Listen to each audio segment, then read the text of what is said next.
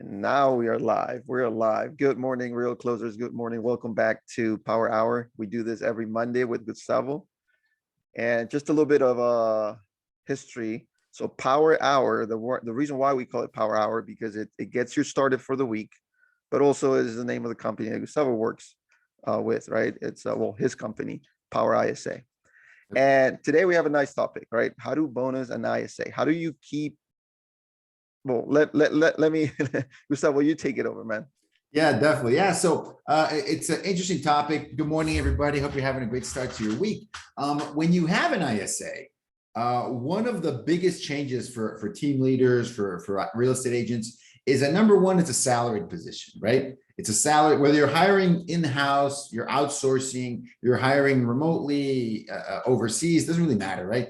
It's typically a salaried position. So it's, should give you some pause, right? In real estate, there's not a lot of salaried positions in real estate because it's mostly a commission only kind of sales job, right? So whenever you hire someone on salary, you should kind of give up, hey, let me see this, right? You should take it seriously because it is a serious decision, right? However, ISA is also a sales position. It is also a sales position, and you want whoever's doing that job to be motivated to make more deals happen, right? To the same way that any salesperson is motivated. You can have a base salary or not for sales, but what you have to have is an incentive.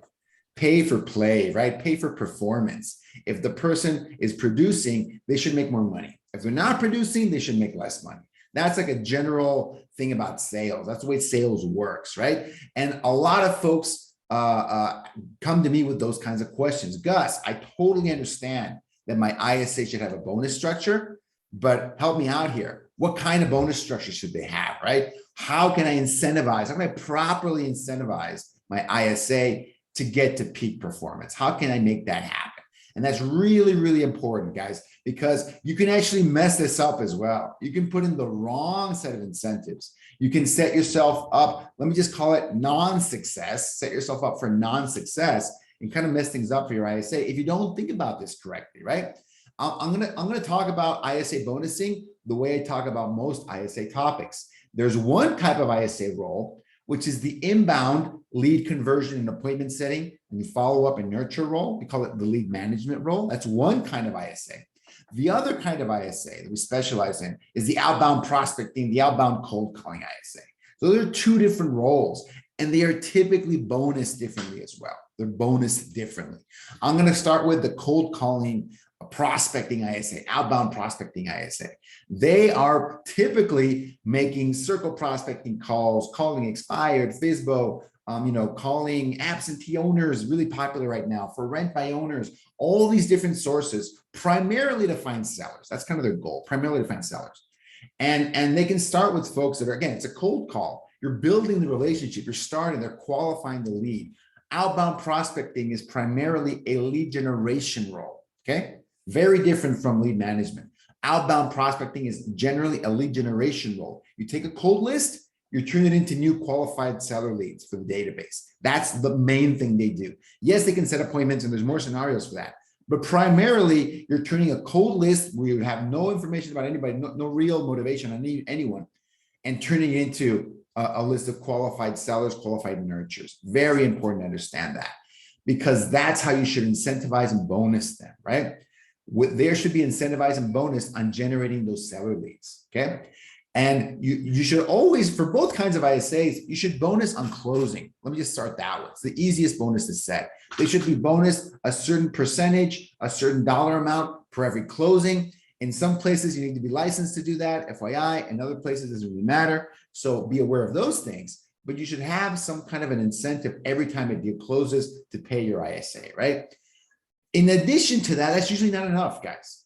You cannot give a bonus to someone and say, you're going to make this bonus in 3 months, 4 months, 5 months, 6 months, right? Because that's how long it can take to generate consistent closings from outbound prospecting. It takes time. It's not immediate, right? Take some time to generate that pipeline, generate those nurtures, and generate those deals. Takes time, takes a lot of time.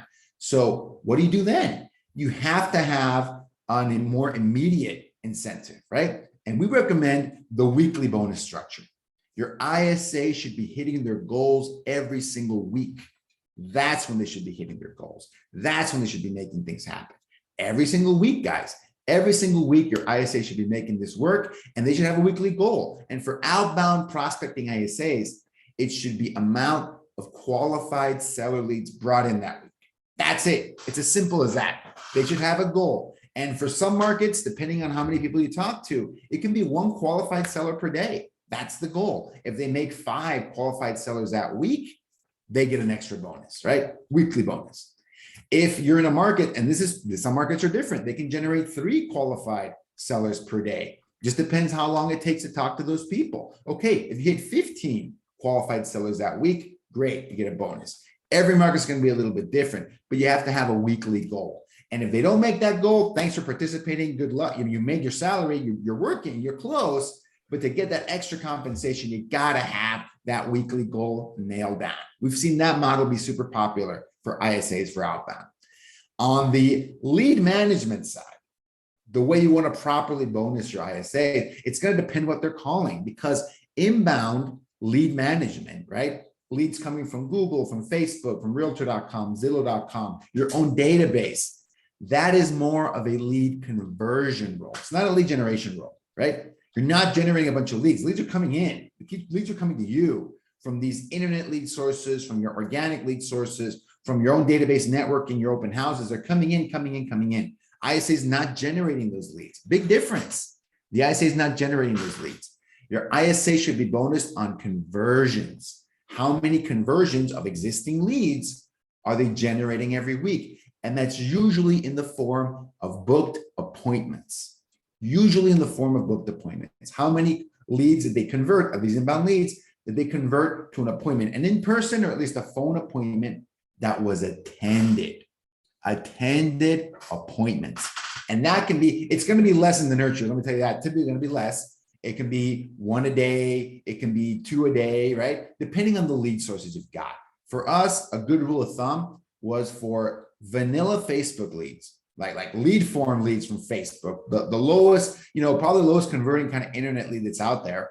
It'd be 1 out of 10 new leads. Convert 1 out of 10 new leads within a 30-day period. 1 out of 10 new leads. So if your ISA is accomplishing that, they should get a bonus. If they're at least getting 1 out of every 10 of those new leads to convert to a live transfer or a booked appointment, attended appointment, they should get a bonus for that. So it's a different kind of a problem to solve, right? Depending how many leads you're giving them, depending on, and this is different for Zillow.com or Realtor.com. Those leads convert higher. It can be as high as 30, 40%. Out of every 3 Realtor.com leads, you should get an appointment within 30 days, okay? So there's a big, it depends behind this, but the point is they should be bonused on those weekly goals. They should be bonused on those weekly goals. Really important to understand that, right? Because that's what they do. That's their job. That's what you want them to do. Convert those leads, but you cannot wait until those closings. It usually takes too long. And here's another big thing, Roberto, this is really important. Whether that person becomes your client and closes that deal, the ISA has less control over that. They really do. Your abilities as an agent, the market, there's a lot more factors that are outside the ISA's control. The ISA ideally should be bonused on activities that they control. How many calls are they making every day? How effective are they at their scripts? How properly are they qualifying those leads? That's what you should be bonusing an ISA for. In a perfect world, would only bonus anyone on the team would only make money when a transaction closes, right? Ideally, perfect world. It doesn't work that way with some of these longer term nurture roles. They should be bonused differently, right? And that is the right formula for success. Pay for performance, but it's not always going to be at closing. Putting these weekly goals in place for inbound ISAs or outbound ISAs is the best way to do it. Man, those are actually good tips. I was actually going through bonus structure with our ISA that you helped us get. And that was actually a different conversation that we had, but this has actually put things in perspective because yeah, 100%. I mean, if you do, on closing, again, you have to follow, the RESPA rules and then kickbacks and all that stuff. All these things. But if you do more of a weekly structure, like you're putting it together where it's 8 book appointments or maybe number of calls and some sort of ratio with success, connections or appointments, they work really, really, really well. Yeah, and these don't have to be, you know, if you're even if you have an in-house ISA or someone that's outsourced overseas in another country, like with Power ISA, the bonuses don't have to be actually even that big, right? Bonuses can be 25, 30, 40, $50 a week if they're producing, if they're meeting those goals. And if they're meeting those goals, it means you're talking to more people, you're converting more of those deals into clients, and you're generating more income. If you're bonusing your ISA and your business isn't growing, you're doing it wrong, right? Something there in that system is broken. And I'd love for people have an example of that or something. Drop a comment below in the video. I'd love, this is what I do every day. I create incentives, right? Incentive systems, bonus structures to maximize performance, right? So you're not getting the result you want from an ISA. Drop a comment below. I'd love to check in and see how I can help. But that's fundamentally the rule you want, right? If you're bonusing your ISAs because your business is growing, you're getting more at bats, you're getting more people to talk to, qualified people to talk to every single day. At the end of the day, folks, that's the game. How many real estate focused conversations can you have on a daily basis? That's huge. Exactly. Man, that's awesome, man. Really, thank you for the tips. Actually helped me today. There you go. Important. Yeah, distinguishing those two roles is really important, and understanding fundamentally what each one of those ISAs has to do helps simplify things. Simplify, that's a new thing. I'm on that right now. It's my thing. Simplify. We tend to try to overcomplicate these processes. And don't get me wrong, I've had ISA projects and ISA teams where the bonus structure was like 5 different factors because it was a challenging kind of problem to solve. For most real estate agents, you're not on that boat, right? You're not on that boat. Mortgage brokers, real estate agents, investors, your problems are way simpler, and take advantage of that. Simplify. Understand the numbers, the indicators that are going to move your business, and bonus people on those. And fundamentally, it is how many qualified people are you helping me talk to every single day? How many more of those people, thanks to you, am I talking to every single day? That's it, right? And we're gonna have maybe the next session, Roberto, is gonna be about, okay, well, what do I do after that? Your ISA is giving me those people. What's after that? We talked about this, the 3 conversions, right? About getting to those deals. We're gonna have another session about the second problem to solve. But the first problem is make sure your ISA is productive and getting you in front of more qualified people. That's what they should be bonused on. Anything that moves the needle in that direction, they should get a bonus on. Nice. Thanks a lot, man. Thanks a lot for stopping by. And again, guys, every Monday, if you have questions on topics around. Oh, you know what, Roberto? I almost missed. Okay, this is an important point. Sorry to interrupt you. Two more minutes.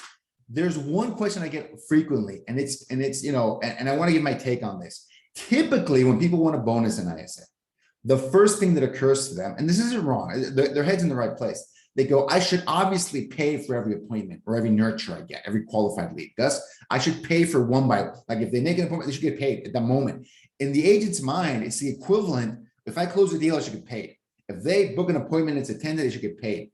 And I tell folks that's definitely, you know, your head's in the right place. They should get paid, but there's a better way to do it, in my opinion, with these weekly goals, right? Because you don't want your ISA to get a bonus if they only got 1 conversion a week, right? Like, I think that's the wrong message to send.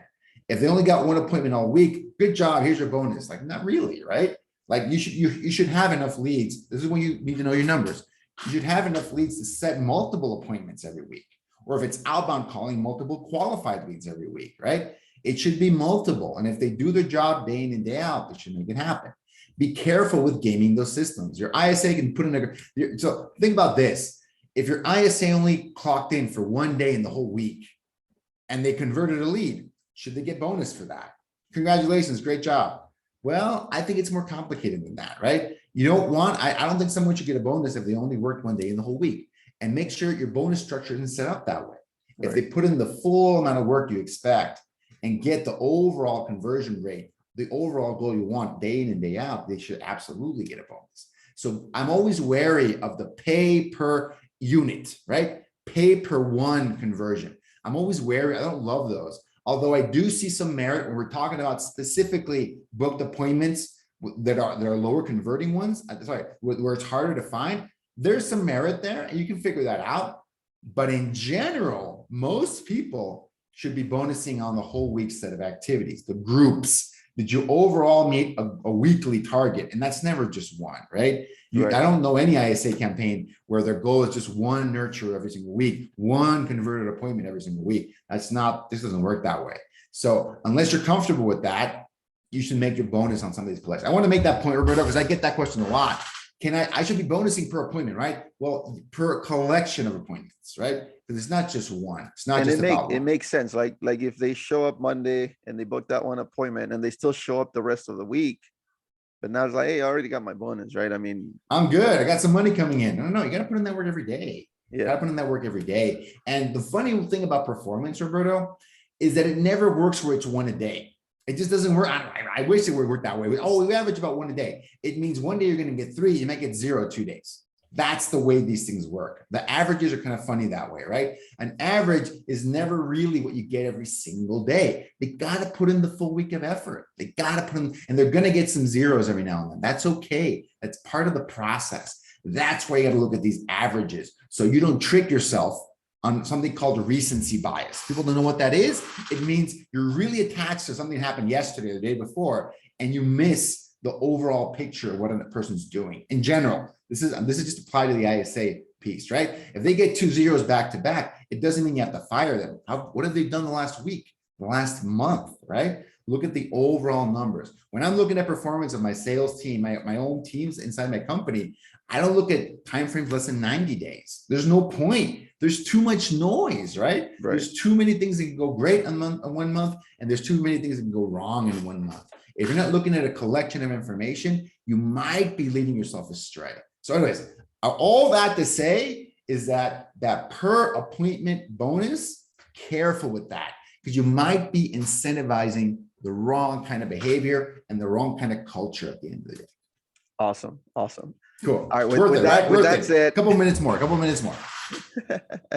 So yeah, guys, we're back every Monday, and we talk about everything that has to do with ISAs, what you can do with an ISA, how can an ISA help you.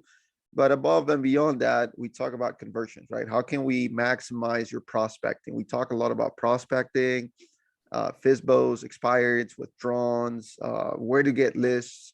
And if you want to know any about that, just go back into our previous Monday power hours, or just drop them in the question. What do you want us to talk about? And we do have a guest this Thursday coming up, and we're going to talk specifically about FSBOs, specifically about withdrawals and how you can maximize some of your efforts. So, hey, thanks again, Gustavo, for being here today. We'll see you again next Monday. Awesome. And if anybody ever needs anything related, please check out powerisa.com/real closers. We have some special incentives, some special goodies for people signing up. They're interested in help with an ISA. Well, we can help you guys with the bonus structure, advise, assist, anything you guys need. We're at your disposal. powerisa.com/real closers. Check it out. Awesome, man. Have a good one.